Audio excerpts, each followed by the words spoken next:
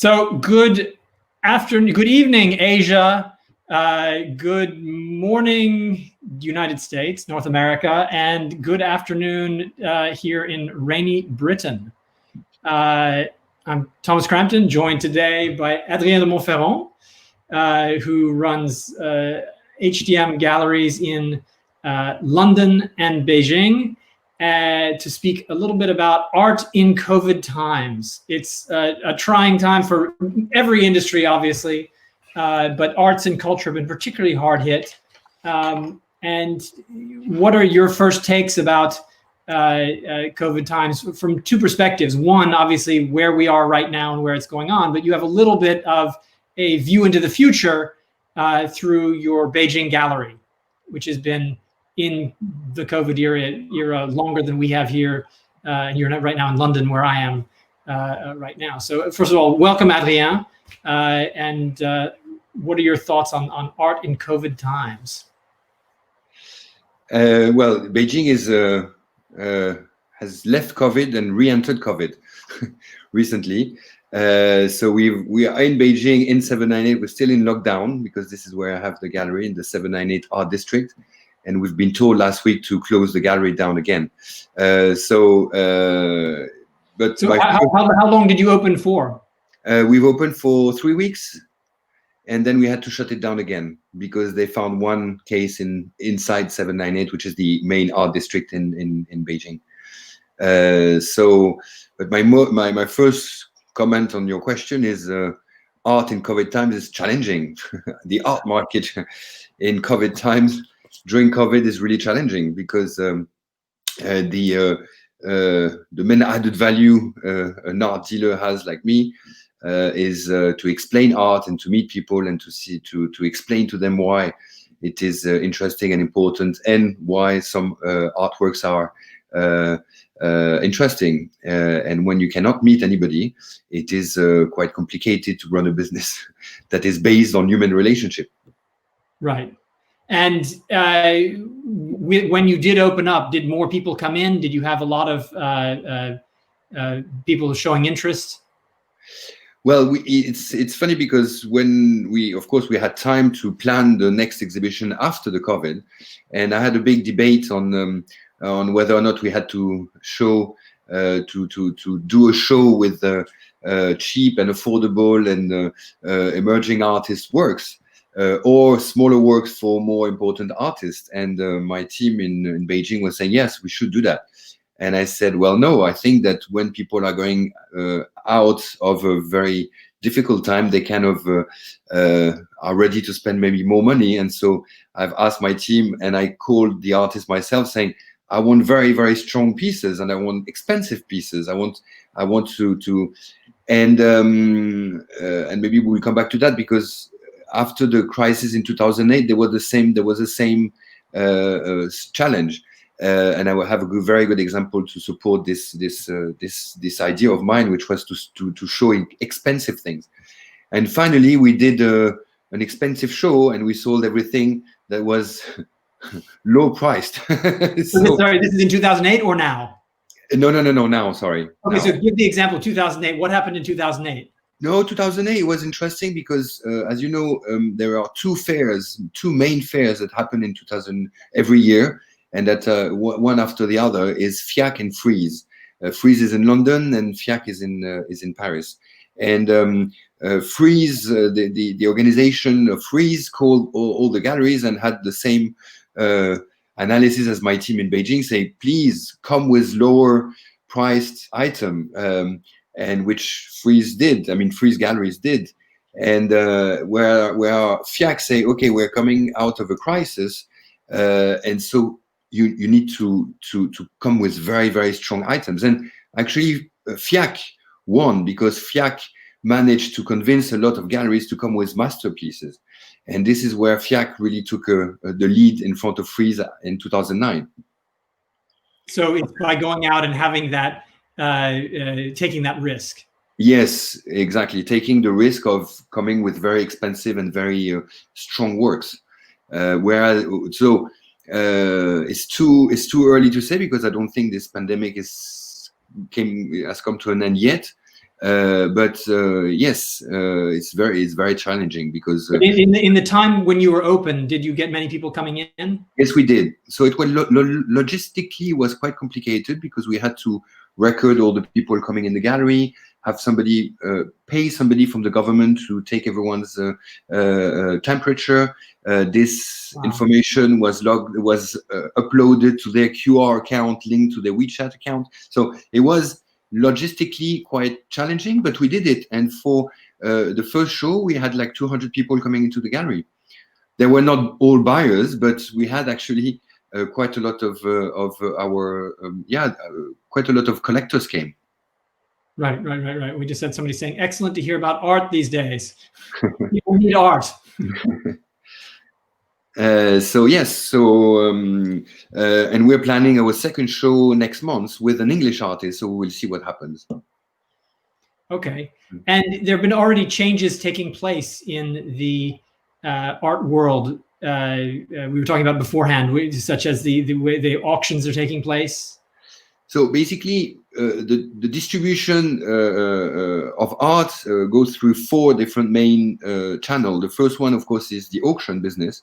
You can see here a photo of before COVID and after COVID. So before COVID, this is where the red painting is, a painting actually from Tai Twombly, and so it's a room packed of people that are actually bidding physically in front of an auctioneer. And then on the right, you can see some of them. You have some people that are linked to customers through phone, and you have also a system that allows the collectors and the buyers to bid through internet. So all the people gathering, of course, is not possible anymore. So this is what Sotheby's, not to name them, has come up with during COVID and for COVID. It's actually going to take place tomorrow evening. Is the main contemporary and modern art together sale that is going to be online, but with someone physical. That means that you will have the main auctioneer, Oliver Barker, who is going to be in London, but linked with all the city in the world that will have a relay of to take the bids, basically. But you have a physical person, which normally the online sale, you only click on a button and you don't speak to an auctioneer, or you don't communicate with an auctioneer. You only communicate with a system. So does that mean it's more like an experience on Zoom? It is. Well, we will see how it will. Yes, it is more of a Zoom experience, exactly. This is the first time it's happened that way. I mean, I guess what is different from the previous online auctions is just you can see the faces rather than it's just over a telephone. So the telephone was somebody that couldn't physically be there, but he was on the phone with somebody that was in the auction room, so he could also feel the ambience and the competitors on a lot, hearing the ambience of the room. You had another way was really to just bid online. That means that you just clicked a button to add another bid, and you would also see actually the auctioneer if you have the right system on your computer. But here it's everything through only one channel, which is having the auctioneer in front of cameras, and this broadcasted all around the world. Interesting. Yeah. Let's see how it goes and what the results are. Exactly. Yes. The next way in which art is sold, next channel being galleries, and there you are in your Beijing gallery. Yes, exactly. So the other channel to distribute art is, of course, gallery, which is my job, is to run a different gallery with different premises.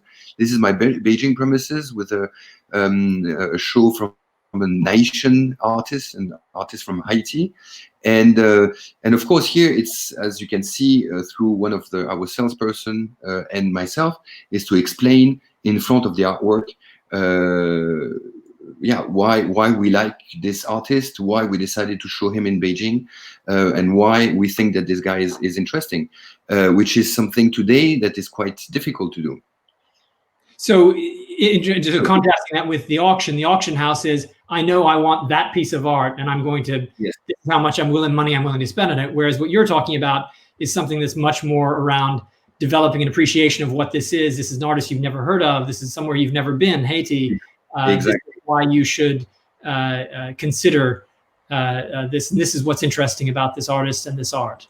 Exactly. So the auction is more, as we say, I don't know if some people that do not know anything about art or the art market are listening to us, but basically the auction market is more of a secondary market, meaning that it is pieces that already had an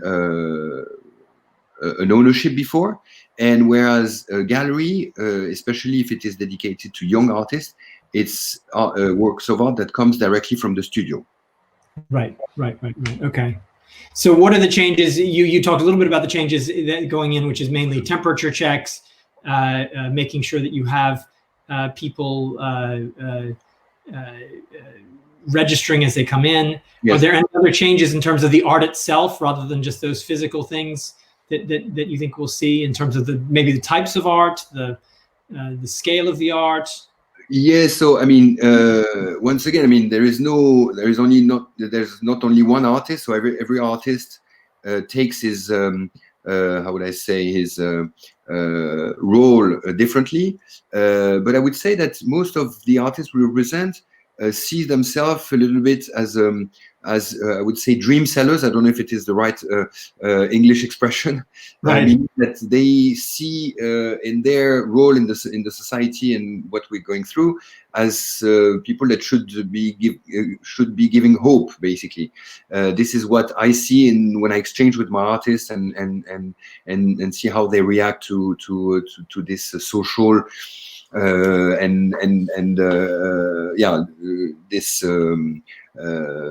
This problem of the pandemic. This is what they tend to how they tend to react. Some of them wants also to be a witness. That means that they want to be there and say, okay, I have lived this experience, and this is how I lived it. Like a little bit like a photographer that would report on a riot or something. They want to be a witness. But most of them, at least in the gallery, wants to give hope to people. Well, we need a lot of that. Yes. The third channel is really art fairs, which you mentioned a little bit about FIAC and Frieze. Yes. So art fairs is mostly depends on galleries, because an art fair is basically, to summarize, it's like any it's a commercial fair. That means that an art fair's job is to sell booths, as we call them, in a venue, and then the galleries are showing some works of art, and the art fair is responsible to bring some potential art buyers.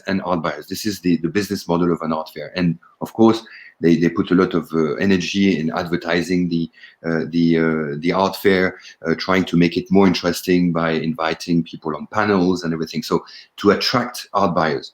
And of course, because of social distancing and all the rules that have been put in place by the different authorities, art fairs today are totally impossible to take place. So we've been witnessing recently the Art Basel Hong Kong art fair. That was a very important art fair for Asia that normally takes place in March, has been cancelled. It was supposed to be to take place in September this year. They've just cancelled again. So I mean, it's really challenging. Frieze is happening in October. FIAC also. We will see what happens. I think that if somebody tells you if they're going to happen, yeah, I don't know. We'll see. Hard to predict, no matter what. I mean, we don't even very hard to predict. Open up. And the early June is a very important week for the art world, because it's the week of Art Basel. That means it's the Art Basel fair, which is the most important in the world, that happens in Basel. And this is really the mecca of the art world. That is the first week of June in Basel, in a very beautiful city, full of museums, full of collectors. in Switzerland, and it has been cancelled. But they have found some alternative, which is Art Basel Online. Art Basel Online, meaning that they put the same effort that they have tried to put the same effort that they developed for the actual fair.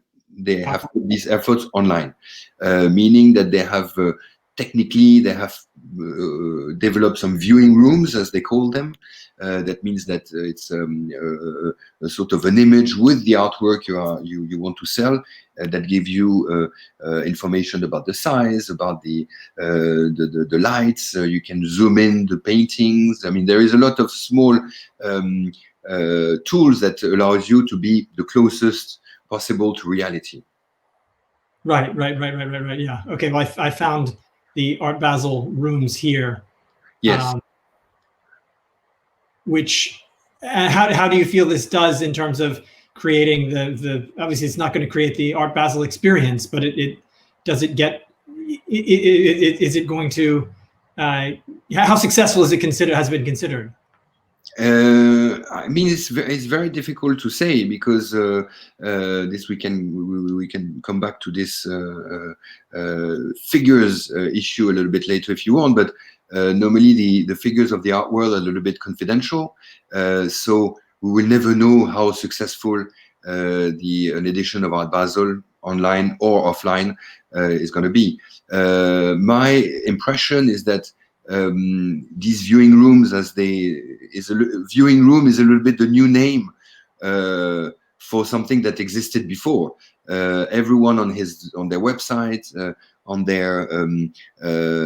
different communication tools like ArtNet, Artsy, everyone had these tools already that they could use. But it has given another. It has been given another name to make it a little bit more sexy and to make sure that people could show up. Yes. But effectively, it's the same thing. So yeah. Will it help out or not? We don't know, and I don't think. I mean, some journalists have more insight than I do. I'm sure that some sales has been made. This is for sure. But I think it's really, Thomas, until now, the online platforms for art were working only for three different categories of object. The first one is the low price items below 5,000 euro, dollars, or pounds. You could find sales online. You could find an exit to your works of art. The second one is when you talk to professional. So let's say Thomas is a professional collector. He buys every other day a piece of art. He will not have a problem in buying an artwork online, because he knows exactly what he's talking about. I know what I want. I know who I'm buying it from, etc. Yes, but same thing with same thing. I mean, if you are a dealer, a furniture dealer, for example, classic furniture dealer, if you see a nice piece and you have your reference, that means that you know what to look for on the photo. So this works because it's people that have enough knowledge not to see the work in person. And the third reason why is the third category for why on which online works is for the fungible goods.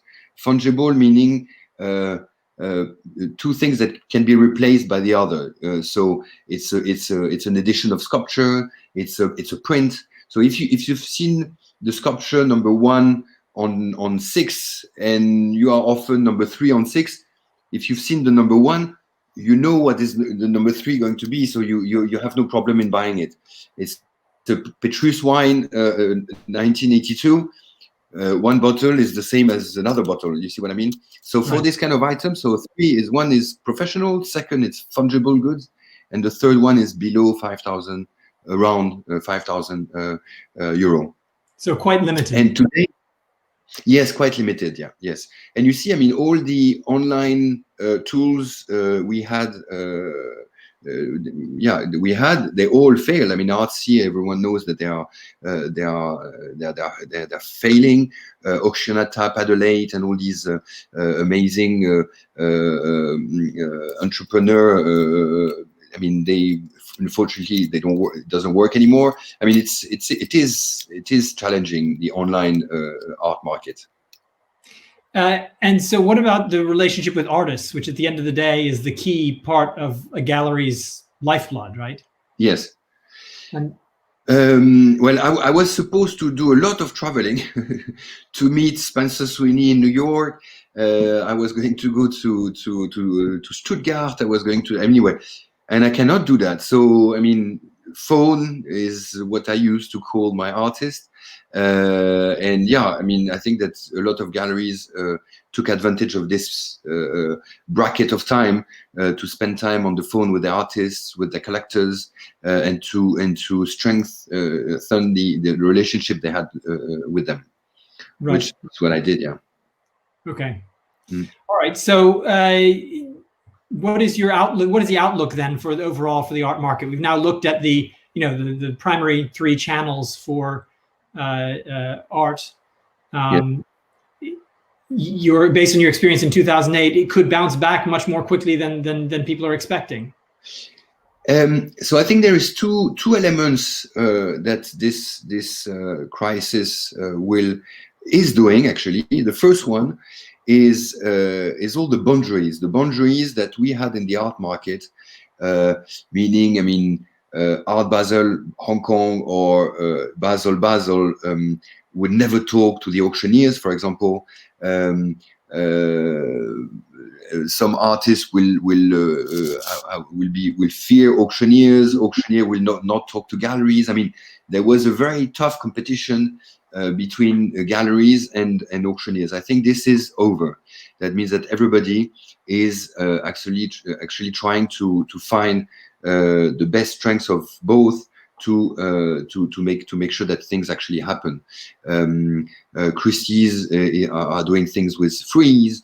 Sotheby's has offered a certain number of galleries an online platform for these galleries to have visibility towards their clients. So I think all these Chinese wall has been crumbled a little bit, and I think now it's a new era, and I think that everybody understood that everyone will win working together. This is the first, I think, important change that this crisis has made.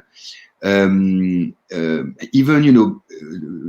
going deeper into this subject, even like David Werner, for example, had offered his premises to smaller gallery to make sure that they could actually benefit from his visibility and his network of clients.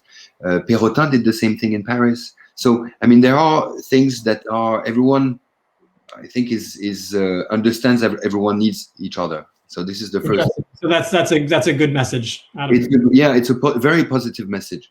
The second thing, I think we can feel that all these online thing, and I was the first one, to be honest, to say, okay, online, I mean, I trust more my ability to speak and to explain and to touch and to sell art, and then you realize, I mean, it's in today's time it's not going to be enough. So I think that we will have some new tools to develop a relationship with clients. Are you going to build out your own online presence more? We will, yes, and we are. We have been doing personally some analysis, and very simple analysis on the artists I like and why I like them. Try to be more accessible to my audience. But also, I mean, Instagram and all these, are going to be more and more important, I believe. And maybe the third learning is going to be on the very high end works of art. So I think that the art market will not shrink only because there is no possibility of meeting each other, but also because in these tough times, people that own a big painting, they will not sell. So there will be a supply problem in terms of very high-end supply, and I think that the fact that the market was going more and more financed and refinanced, and I think this crisis will make the market a little bit more sane, maybe, or maybe a little bit more stable. I think so. Interesting. So stability, more online. Yes. And maybe more of a bounce back than it's feeling like we'll get right now. Yes. Yeah. I think so. Okay. Well, that's really same thing. The problem in this crisis is either you are very agile and you can come up with an idea, or you are big and you will become bigger.